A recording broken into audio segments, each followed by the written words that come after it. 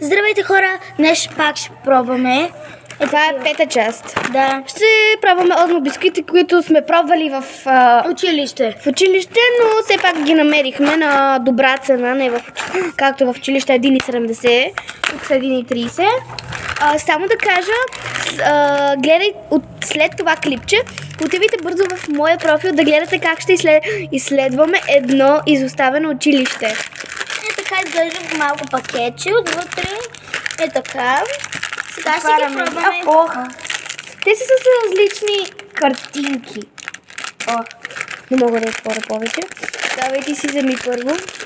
Моето ми се пада. Октоподче. Моята е с зебра и право. Много са вкусни.